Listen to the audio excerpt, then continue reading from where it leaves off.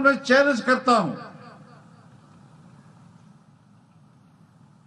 ان جدید دور کے لوگوں کو کہ آئیں میرے مدرسے کا طالب علم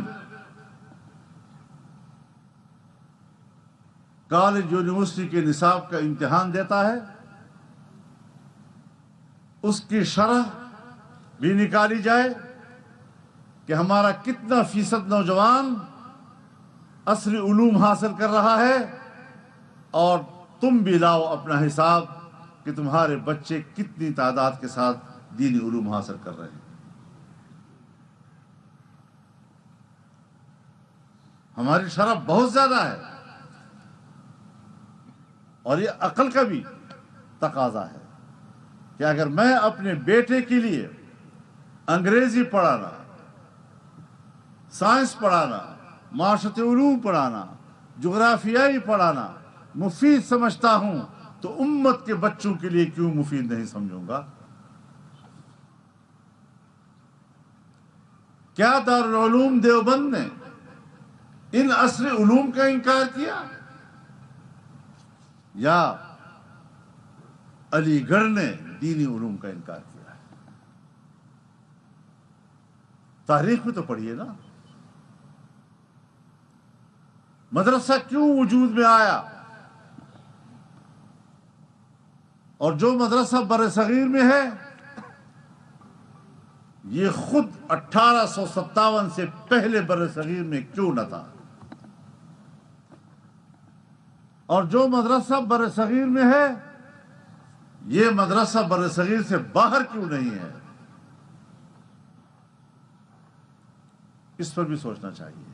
اسلام تو ہر جگہ ہے، علماء تو ہر جگہ ہیں۔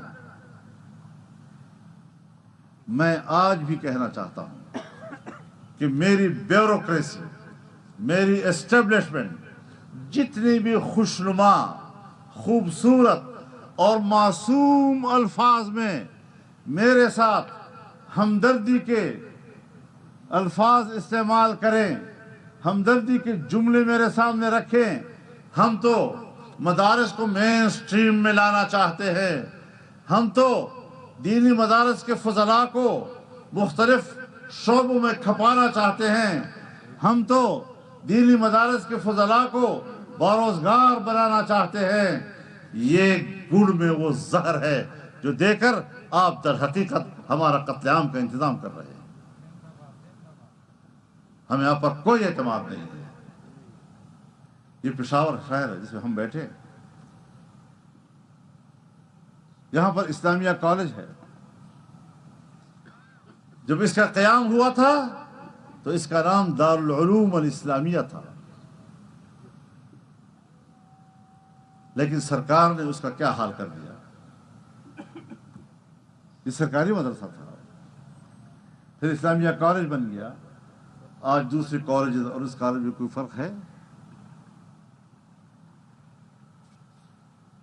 بہاولپور میں نواب بہاولپور نے جس جامعے کی بنیاد رکھی تھی اور جس میں حضرت مولانا شمس الحق افغانی رحمۃ اللہ علیہ کے درجے کے علماء درس دیا کرتے تھے، جب سرکار نے اس پر قبضہ کیا، آج ذرا پوچھو تو صحیح وہاں دینی علم کا کوئی نام و نشان ہے؟ تمہارے ہاتھوں تو اب تک جو دینی مدارس آپ کے ہاتھ میں آئے ہیں، آپ نے وہاں کی دینی علم کا خاتمہ کر دیا ہے۔